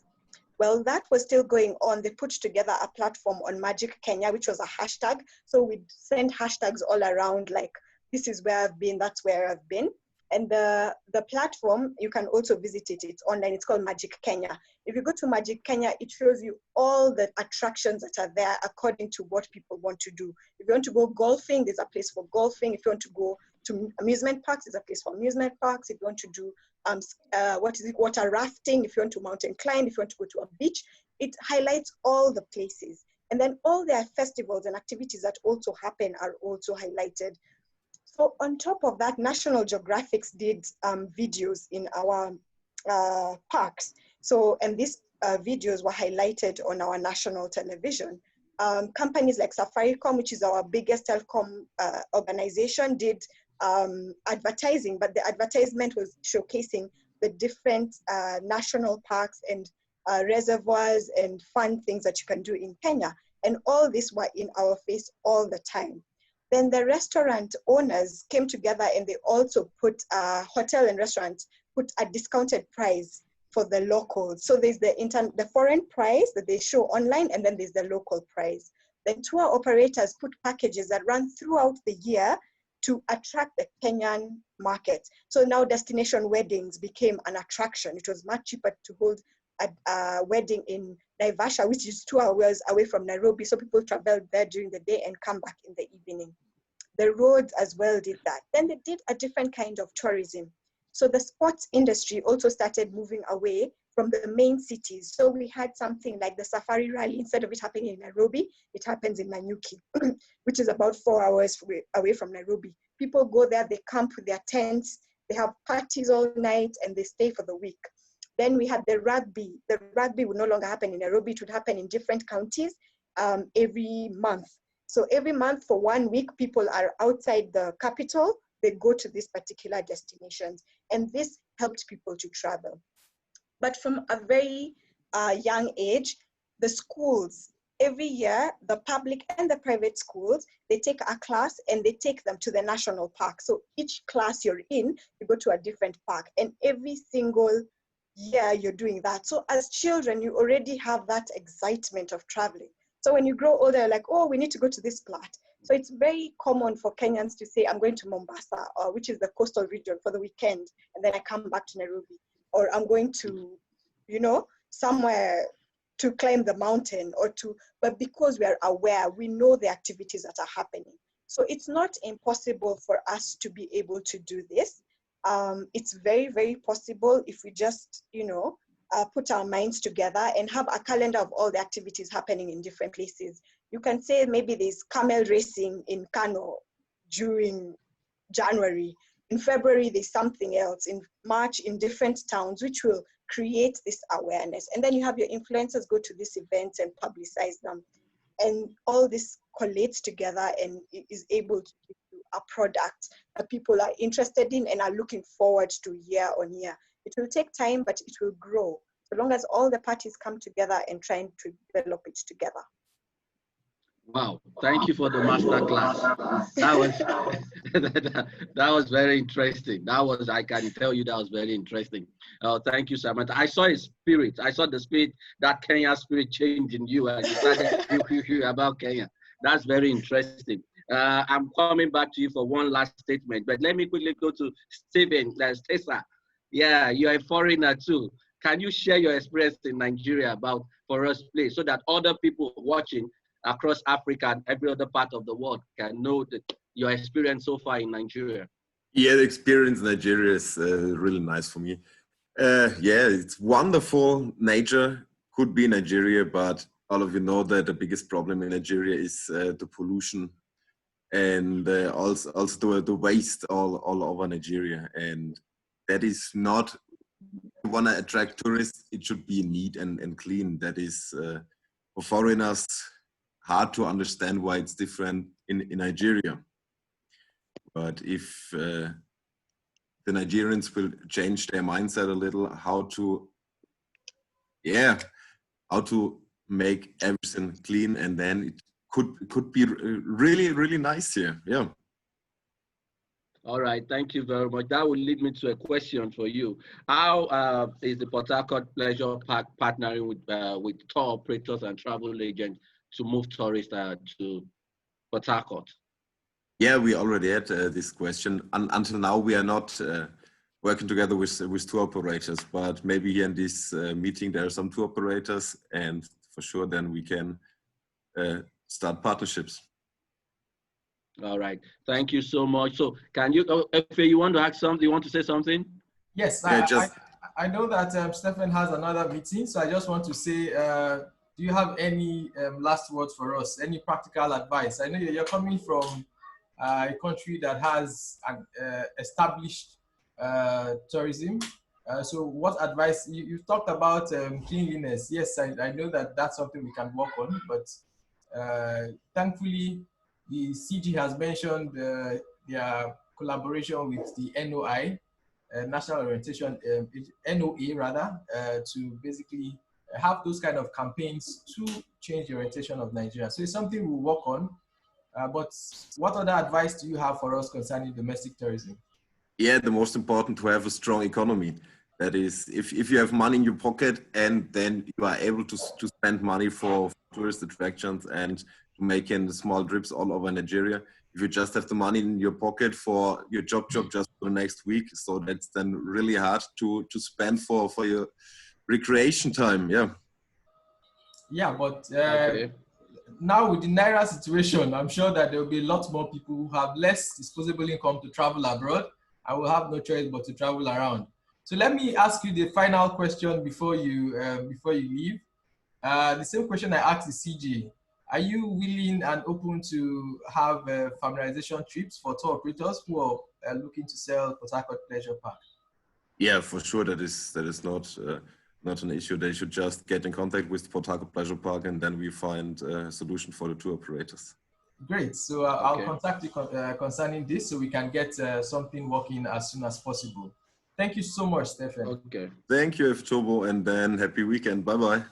Bye-bye. Thank you. Bye-bye. I'll go to Mr. Adeoye now. Are you still there? Yes. Okay. Can you give us your parting word now and an advice to the industry, the tourism industry? I think if it has a picture of one of your cars at one of the events we had in Lagos last year, if you can bring that up when Mr. Adeoye is talking. So, Mr. Adeoye, and okay, also while you do that, also see how you can, if there's any way you can partner, or if there's any opportunity for tour operators or travel agents to partner with you based on, you move people around Nigeria when you organize all of your activity, how you can, if there's any partnership opportunity, so that a lot of people on this platform are willing to work with you based on what you do, and how they can also improve their product and build a product around where you are having the next competition or the next event, sir. Yes, thank you, sir.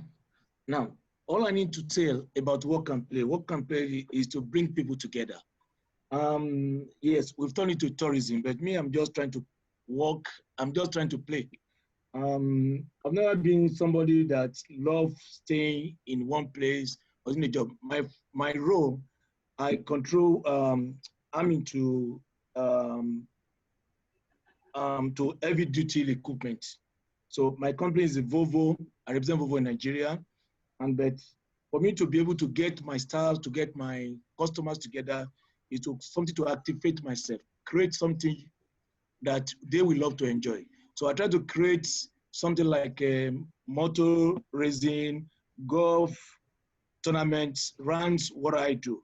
And it's a way that when you, and the best place to meet people is when on a social level, not when you see people, not when you go to the office. And most of my contact has already been coming like everywhere I go to with kind of activities like this. And I believe that in promoting the tourism in Nigeria, one thing we need to put in our mind that we need to do what we call marketing mix. You are promoting this. It is, what can I do to bring my people down? I've seen some people came, I mean, a lady came last time I had in Ondo State, came and she brought in about 2 vehicles, IA's bus from Lagos, 2 buses from Lagos. And she told me she charged something on top of it. What I'm doing in my own site, I'm not charging people to come there. But from that time, you can find a way to make it a glamorous something for the event. What you are doing, you can book hotel for people to come and see what we are doing. But in doing this thing, we're activating your product. You can even partner with us by, let us brand one of the car to be what you're doing. You can promote a driver, you can promote most of the event in what we are doing. But in what you're doing, you are creating awareness of your product, of what you're doing.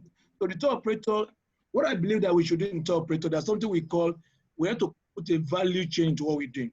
Like UK, as we, the operators like this, we need to have something we call like we need to have something we call like national card. We need to sign up with these hotels. that with the rate they are going to give to us will be different from what they give to others. So when you have the card, like whether it's work and play, whether it is, so when you are booking, they know that is it. And number two, our airline is too rigid. Now, about a year ago, I was trying to book flight to Ondo State. And I approached airlines and I said, I don't know how many people are coming, but can I book a percentage of your seat until when people can be able to subscribe to book for me? Because when it's getting closer, the price goes up. And when you have some people that you need to bring into board, you want to secure, but they have not made up their mind where they are going to go. I was ready to pay for the flight for a percentage of it, but the airline refused. Why? They told me that I have to bring all the names.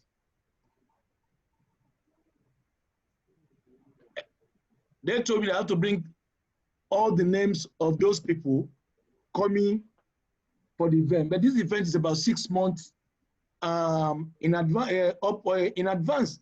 I won't be able to know who is coming. So these are kind of challenges we are facing in this. We need to find a way to make sure this thing is done, that we can be able to book flight in advance without giving name. But when it comes to about 2 or 1 week at the time, we can be able to give the name of those things as long as we are paid. And number two, we need to be involved in educating our audience. We need to be educated because we look at, we need that what we call collaboration, and we need to educate investment knowledge of what we're doing. Like the CG said, we don't know the name of what we are going to produce, where we are going. Like land that in Indori, they have about few elephants there. I have not seen it, but we need to liaise with how we can make all these things work. Because all this is promote, because everybody want to be, everybody want to relax. In what way do you want to relax? We want to relax in a situation that way we can get something back at home and tell them. One of the experience we had in organizing this event is like most of the labor are be coming towards outside to make sure that things are in place. The government, they will only give us what, like a note, like, oh, you can do it. But because I do it in a private area, it allows me to get it done. So what we say we must be bold to tackle these things. We should not leave hand to the government to do it. We are more than 73 in this platform. We can come together and can make an event a big event, because when we put in advance that we are going to look at the chocolate people. Me, I've been looking for what I can do to promote Nigeria to the world.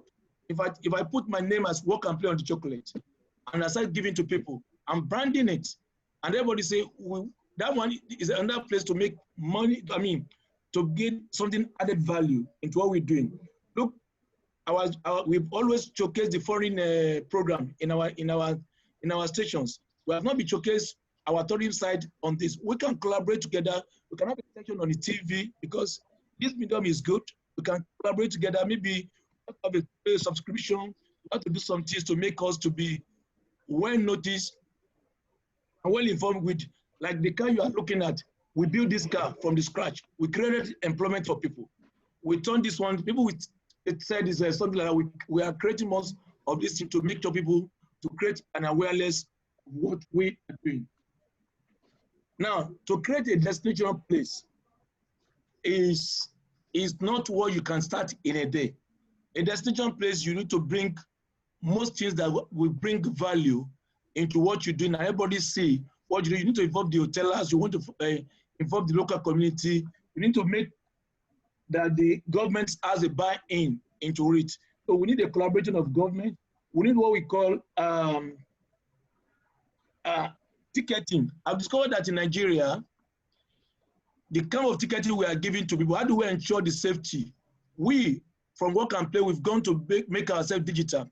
We've built something like called radio frequency, RFID, to make sure that we'll be able to guide anybody that comes to our event. We can be able to monitor them, where they are, because we know we have a number of people. We built something called RFID. It's called radio frequency identification.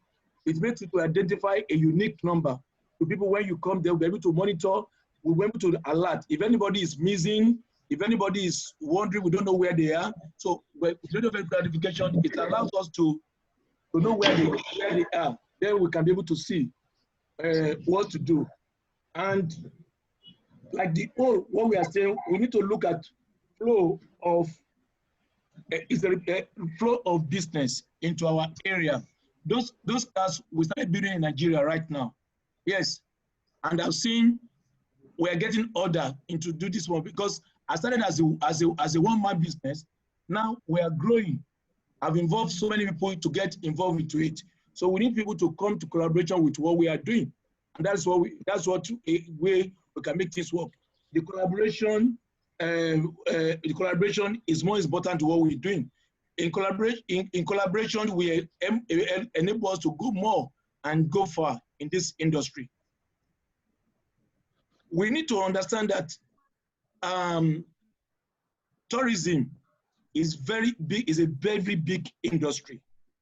In the UK, something going to Alton Towers is a big business for people.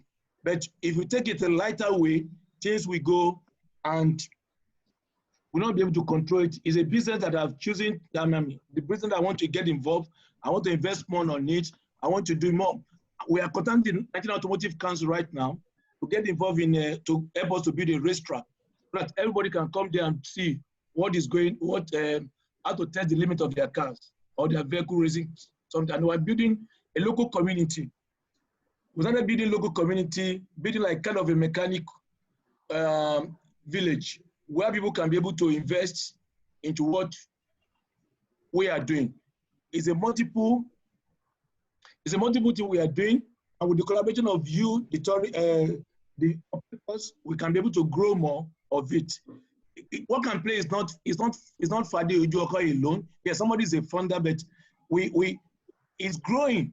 That we need more people to come down, and you can create your own business, your niche business. If you have been there most of the time, and it's creating his own business around it, and it's what we can take to come together and grow. Maybe it's a way to activate our tourism sector in Nigeria. It could be. Okay, thank you so very much. All right, thank you. Okay. I'd like to crave the indulgence of all of the speakers to please drop your contacts or the contacts of your organizations on the chat, so that those who want to reach out to you will do so. But I can assure you that the tour operators will be reaching out to all of the speakers and to others who have spoken on different sessions to see how we can work.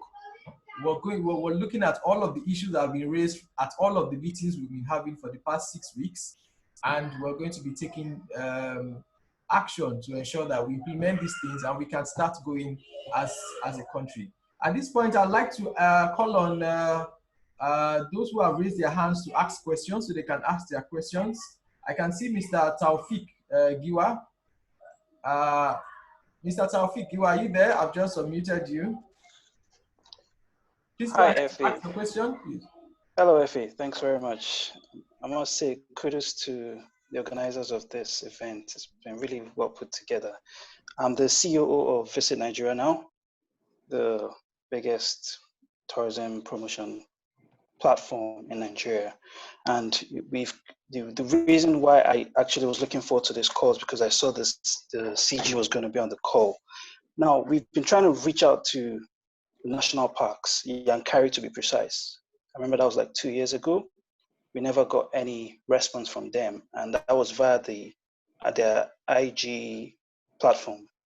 The website was, there was nothing, no information regarding that.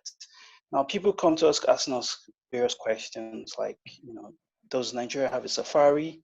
We tell them yes, but unfortunately we don't have anything to back it up.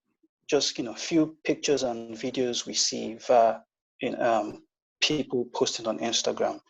Yeah, and this is the 21st century. People react to what they see.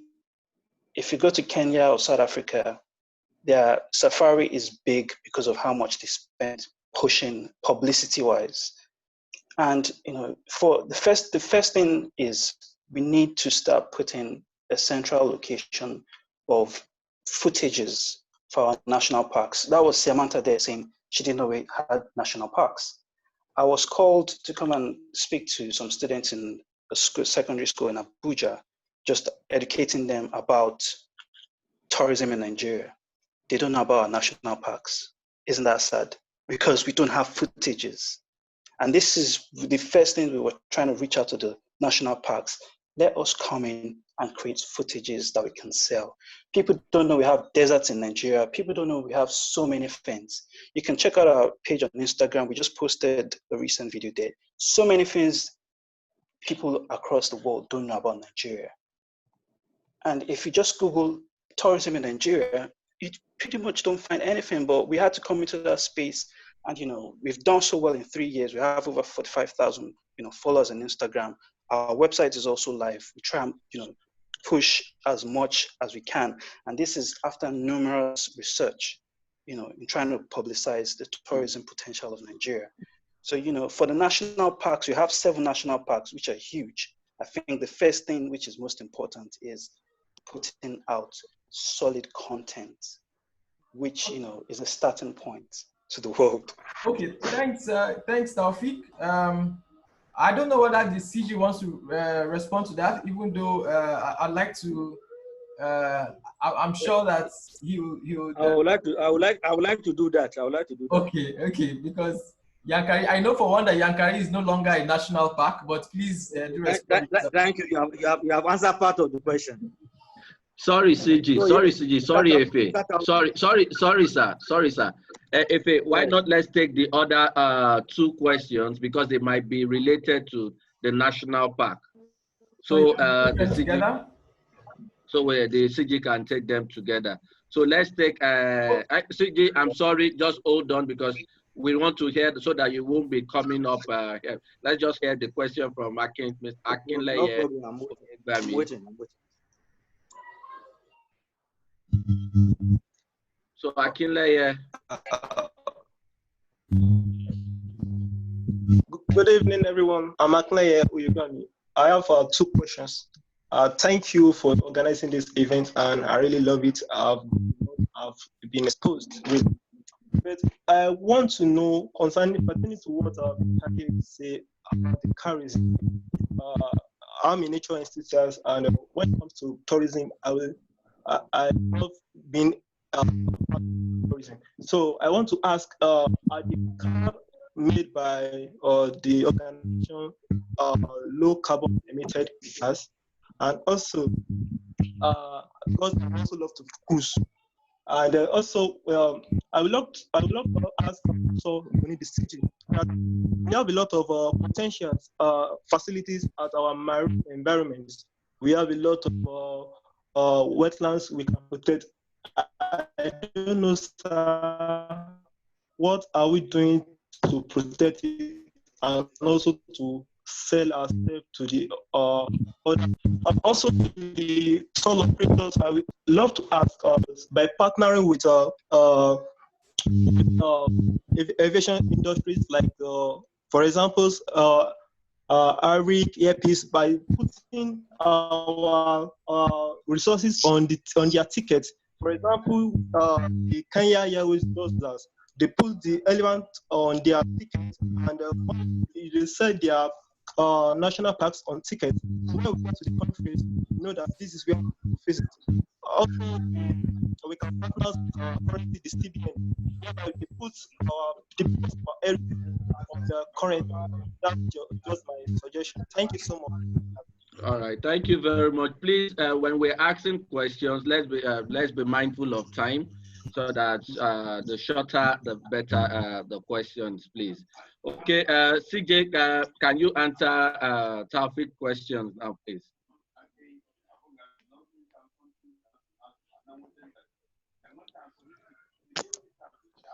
Thank you very much, Mr. Taufik, for that question. And I think if I started responding to the question, but let me throw more lights on that question of Yankari National Park. Yankari has ceased to be a national park since 2004. This was because of the agitation from the Baptist government that they needed to take back Yankari from the federal government. So the status of Yankari now is Yankari Game Reserve. And the state government is solely running it in conjunction with WCS, that is the Wildlife Conservation Society. So for any information, you can always write the Bauchi State Ministry of Environment to get linked or hooked up to any visit to Yankari Game Reserve. Then concerning whether the national park is not doing much publicity to create the needed awareness. Yes, you know, sometimes you listen to that news you want to hear. What you don't want to hear, you hardly pay attention to it.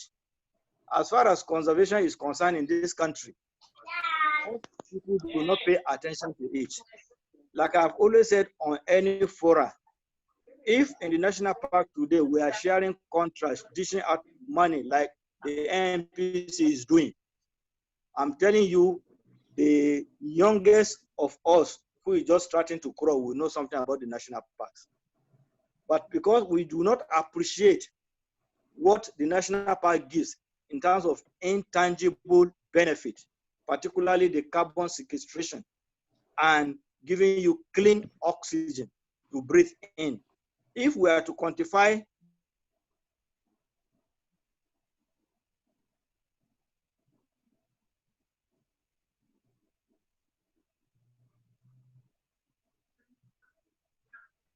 Somebody just interrupted.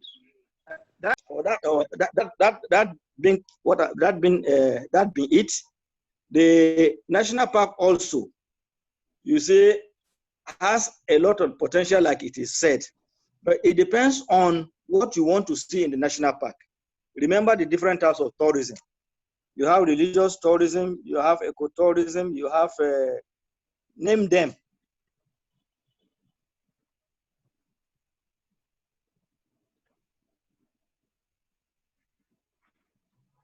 I guess CJ's network is acting up. CJ's network is acting up. So, and for the national park is supposed to be packaged subsequent webinars like this. The Nigerian Tourism Development Corporation should be invited, because you go to their website now, they have all the sites, the tourism sites, the visitor sites in this country. So that way people will be able to link up to their website and see whether national parks are there or they are not there. On our own part, we'll continue to do our very best, continue to upload our activities onto the website in order to enrich it. I've seen so many comments, people asking about photographs, videos, and the rest of them. I want to assure Nigerians that we will continue to upload our daily activities in the field onto our website so that people can view them and know something about the National Park Service. Thank you very much. Thank you very much, sir. Yeah. So there are two other hands or three other hands. Let's quickly, please, 30 seconds for your questions or comments so we can quickly round up. So let's call on Uthman Oyebamiji. 30 seconds, please. Okay. Thank you very much, sir, for organizing this kind of platform for everybody. So my issue is I would like to come in from the issue of the 5 tenets of a successful destination, which is the 5 A's: the accommodation, the accessibility, amenities, attraction, and the like. When it comes to the issue of national park, for some of us that have had the experience and as an IT student into the national park, we observe that these national parks, a lot of the number one thing, which is accessibility. Some roads are blocked, some other things are bushes, and some other things that we've not been able to have access to national park, which is a major problem. And when going into national park, when going with tourists, you might not be able to have access to some key places like the core area where some animals are located. I think the National Park Service should try and look into that problem, the issue of accessibility into our national park. And the second thing is the issue of animal ethics. National parks are to take care of the integrity of ecosystem services within regions. So a lot of people want to go to national park, but the major aim of the national park is for protection and for biodiversity. So I would urge us to look into that, the issue of animal ethics and security within the national park, because when you get to some national park, you see some cattle, Fulani herdsmen, herders, and the like into the national park. So we need to look into that. So that's why I want to direct the question to the CG, Conservator General, the issue of the accessibility and the animal ethics that can undermine the ecosystem provisioning services within the national park service as a result of human activities. Thank you, sir.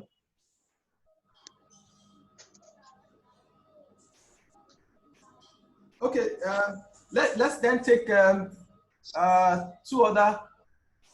Okay, let's take two other questions before the CG responds to that. For the instance of accessibility, I'm not too sure. I know I've visited a number of parks and they're quite accessible, but of course we have an ongoing relationship as Nigeria Travel Week with the National Park Service to try and see how we can collaborate and work on making the parks more pronounced. So in January this year, we started that project with Ojuoko National Park, where we visited and we were able to see how it functions, and we're going to the other parks as well. With this meeting and with the promise of the CG, we're going to be seeing how we can carry along other tour operators so that we can also be educated. But I'd like him to speak so you can hear it from him directly. But before that, let us ask Mr. Sahid Adeoye to ask his question. Please, 30 seconds or less. Are you there, Mr. Sahid? Yeah, hi, good evening, everyone. Thanks, Efe and Femi for this. The quick question is, in all of this, with the resources, the travel operators, tour operators, and collaborative partners, what's the intent to leverage volunteerism as a way to actually promote, engagement of the citizens and build patriotism that can obviously help in promoting, the sector? Okay, thank you very much, Sahid. So this question is on volunteerism. How can we take advantage of if I want to speak now, like CG. If I want to speak now, just so let's quickly go to Eden. Eden, please ask your question in 30 seconds or less. Only few, the rest will stay in their offices. If you have any. Good evening, can you hear me? Yes, we can hear you. Yes, we can hear you. Okay, thank you very much. I would like to talk about the reserve, the Mrs. Siamanta. She talked about including the younger generations into the process of knowing about these reserves and knowing, basically to be enlightened about all these things. And I'm just thinking, sir, would it be possible, and not would it be possible, please, can it happen that the younger generations are actually involved in this, that it's part of their syllabus to be able to understand the importance of these parks, to understand the benefits of them, and to be able to go there to visit these parks to make sure that there is, like in the future, there will be this problem that we're having of no one knowing about these parks. In the future, the problem would not be there because the majority of people would know about them. Thank you. Okay, thank you. Thank you very much. Go ahead, Ife, go ahead. Yes, please. So the last hand we're seeing is from Beam Oyedipe. Please go ahead to ask your question, 30 seconds or less. Hello, thank you everyone, and good evening. Thank you, such good information here. I am a travel agent based in the UK, and I just wanted to ask, do you have training or courses? Because many countries in Southern Africa and East Africa, there are special courses for travel agents. So on our side, we can promote Nigeria as well. Usually when I talk to other travel agents, it's always, oh, no, Nigeria is not a tourist destination. So I wondered, from the tourism sector in Nigeria? Is there anything you can provide to help us? Because I'm a Nigerian who's over here, but I want to promote my country, but there's very little information. Thank you very much. Thank you so much for that question, Beam. So I'd answer that directly. Yes, at this point, Nigeria Travel Week is working on a platform to train travel agents on selling Destination Nigeria. Next week, tour operators are having a closed meeting where we're looking at all of these standards, and we're going to be releasing a list of serious and reliable tour operators in Nigeria. And part of what we're doing, part of the plan after these meetings that we've been having for 6 weeks, is to then start to train tour operators on selling Nigeria, just like every other destination does. So please keep in touch with us. So when these trainings come up, thankfully we have Zoom now, so it makes it a lot easier to be able to reach everyone. So if we have your email address, that will be helpful, or you can reach us via our social media pages, Nigeria Travel Week on Instagram, on Facebook, and Twitter. So I hope I've answered that. So let's go back to the CG, sir. We have 3 questions for you. The first question was on protection of our fauna, our wildlife. And then the second question is if the National Park Service is considering volunteerism to get people to volunteer and participate in, because sometimes it also helps when you are actively involved in the work of the parks. And then the third question was concerning education of younger ones in the activities of the parks. I think that question from Eden. So if you're there, sir, please kindly respond. Thank you very much, Mr. Efe. Yes, concerning the question on the question was specific at least on the protection of wetlands. And the wetlands are found in the northeastern part of this country, though you have some pockets in other locations in the country. It depends on the definition you want to give it. But the wetlands that are being referred to here, particularly, and the well-known wetland is the Hadija Nguru wetland. That is in between Yobe and Jigawa states. Then in Yobe state, part of the wetland is Harness, or the national park happens to be part of the wetlands in Bade, that is Gashua, and we call this the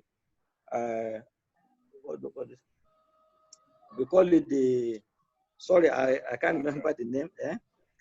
It's a bird sanctuary. When I remember the name before I finish, the renowned bird sanctuary, where you have these Afro-American birds coming for wintering every day, every year. And that wetland is located in a village called Dagona, I just remember. So when you go to Gashua, from Gashua,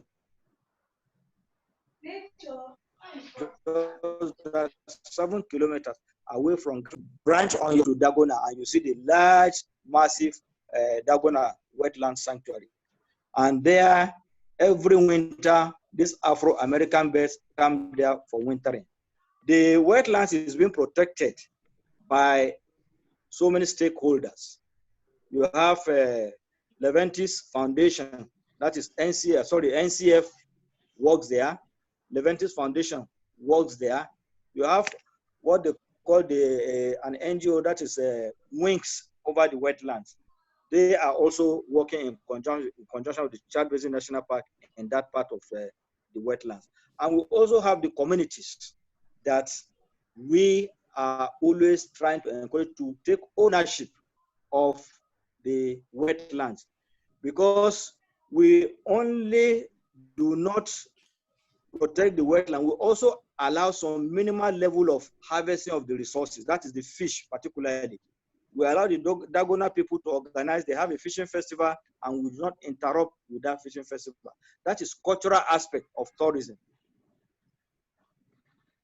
So that we complement in order to boost our own ecotourism activities. Then the next question is access into our national park, the roads. So you have answered that, Mr. Efe. Thank you very much for that answer. But the issue of access into our national park is deliberate, because we do not want to open the whole area of the national park. If the national park were to fully open now, what is happening concerning banditry in the forest areas of this country will have been very serious in the national parks. But because there are limitations to where you can go, that is where you find out that infiltration into the national park is very different. And in the national park management, you have what we call zonation. You zonate, you divide the various sections into zones. You have activities area, you have areas you don't touch completely. That is the call center.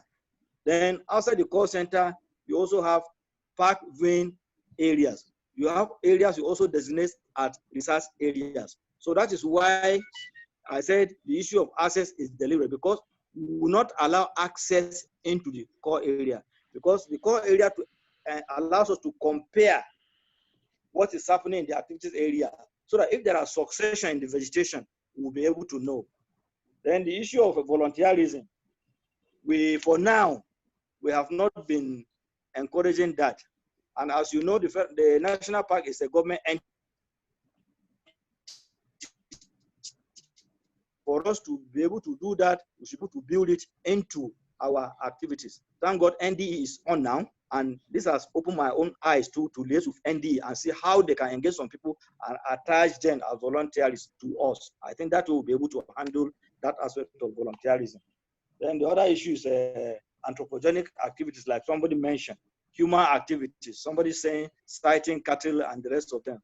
These are the challenges we have to cope with. There is no running away from that fact, whether we like it or not. These are the challenges we are trying to cope with. And that is why we are engaging the Nigerian Army, the Nigerian police in every patrol we undertake. Most of the national parks where police are readily located, the armies are readily located, are always involved in our patrol activities. That is one way we are trying to at least curtail these human activities. And the issue of keeping the national park for the future, if you look at our vision or our mandate or vision or mission, it says we are saving the resources for the future generation. So rest assured that God's willing, we'll do our best. The federal government of Nigeria will do our best to ensure that these resources may remain intact for the next generation to come. Our generation will not be abused for misusing the resources. I want to give you that assurance. Thank you very much. Then on a final note, maybe before I leave the scene, I want to pass this message to all of us in Nigeria. We have always looked at the issue of wild animals as delicacy. With COVID-19, it's now a lesson for us to ensure that we minimize or stop completely the idea of looking at wild animals as delicacy. Thank you very much. And I thank the organizers. And I hope subsequently you always engage with the national park so that we'll be able to at least create this awareness. Today, I'm sure many people have known that Nigeria has national parks. Thank you very much. Thank you very much, sir. It's been a wonderful time. Thank you so much, CG. Thank you all our speakers, Mr. Adeoye, Siamanta, Mr. Matthew, Femi, everybody. Thank you for joining. Thank the press guys that are around. We appreciate you. The tour operators, the travel agents, CAL members, everybody. We say a very big thank you. We all have this great work to do to promote this great nation that we have and promote the opportunities that exist in this industry. And we hope to do more. If do you have anything to say in closing? Well, basically, this has been a very interesting one. We've been able to see over the past 6 weeks a lot of things, a lot of holes that we need to plug, especially from the tour operator angle. You know, now the work is to the tour operators to put together packages that are inclusive of all of these different components, from transportation to, I mean, when we had the meeting with the transporters, they said, look, the airlines are willing and ready to talk to tour operators. The buses and the boat operators are ready. The hoteliers said the same thing. So I think the challenge now is how do we then move from talking to putting these packages together to have products that can be sold so that anyone can buy into them. And we've seen the comments from the chat where travel agents from outside Nigeria have said, look, they are happy to sell Nigeria, they are willing to sell, but they need to know more about what we have to offer. And so we'll be announcing the dates when we'll have those forums where travel agents can learn about Nigeria, how to sell Nigeria, just like every other destination. We have used up our time. We'd like to say thank you to all of our speakers, especially the CG. We know how difficult it is to get you away from your busy schedule, overseeing all of these parks. I mean, I have visited some of them, but when we visited the one in January, I got first-hand insight into how difficult it can be to handle these issues. So thank you so much for the honor of attending with all of the other people from the park service who we have seen have been responding to some of the comments in the chat. We really appreciate your time and all that you're doing. And we can assure you that we're going to work closely with you to see how we can also do our best to promote the park and awareness about the parks for the good of Nigeria and domestic tourism.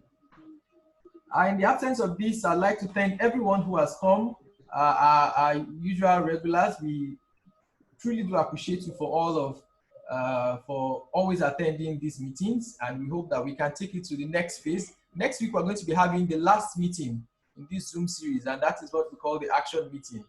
We're going to be looking at all that we have discussed in these previous 6 meetings and how we can start to work action. So over time, there has been that fear and that skepticism whether this will not just be another talk session, but we can assure you that we'll walk this talk, we'll do our best as much as we can to ensure that we get these things going. So thank you so much to all who have been present today. Thank you, Captain Ogisi, for always being there for us. We appreciate you. We also see representatives from Sterling Bank who are working so much to promote tourism. Please stay close. We'll be unveiling some of the wonderful packages and products from or plans from Sterling Bank for the promotion of tourism in Nigeria. Thank you, Madam Ogumbi and Madam Kemi Eson, Madam Kemi Shueton, and Hazan Zachary of ATPN, and everyone who has been here. In fact, it will take so much time if we start to mention all who have contributed to this wonderful session today. So we'd like to say, please, if you have any questions or follow-up from this meeting, do send us an email or send us a message via WhatsApp or call 080-7676-7671, or reach us via social media at Nigeria Travel Week on Instagram and on Facebook, as well as Twitter. You can watch any of the videos from any of these meetings on our YouTube page. So you can, if you have missed any of these meetings, you can go over to YouTube. And then if you want any of the communiques from the past meetings, you're also free to request for them and we'll send them to you. So thank you. We hope to see you again next week, Saturday, same time, for the last of this Zoom meeting series. And we hope that we can get Nigerian tourism working. Thank you so much. Femi. Thank you so much, everybody. We'll see you again next week. And just keep paying attention to this, to Nigerian Travel Week. Thank you. Have a wonderful evening. Thank you. Okay, so everyone has been unmuted. So you can say your usual hellos and goodbyes. Thank you. Bye, everyone. Thank you. Bye. Thanks, everyone. Bye. Thank you, Mr. Dahiru. Femi, we'll connect. Bye. Bye. Hold on. Bye, folks. After having me, After the meeting, call me. Bye. Bye, bye, bye. Well done, Okay, Michael, I'll call you. I get your message. Hey, Carol, how are you? This is Abiola Ogunbi. Thank you. Efe, greeting you, hailing you. Abiola, how are you? I'm well, Carol. It's been a long time. How are you coping with the COVID? Nice, interesting. Well, staying safe. Looking forward to the but final exciting one. times to be alive for our industry. Amen. It's a wonderful Yes, time. indeed. I don't know when I will be over in Nigeria, but I'm thinking of the UK. I'm looking forward to coming over there. Thank you very much, Mr. Femi. I appreciate it. Looking forward to seeing you too. And you. Thank you. Well done. Take care. Bye all. Stay safe. Stay well. Bye. Bye. And hopefully see all of us next week. Thank you. Amen. Very soon. Thank you all. Thank you all. So see you next week. All right. Bye-bye. Bye-bye. Bye-bye. Okay, we'll leave now. We don't want to leave again.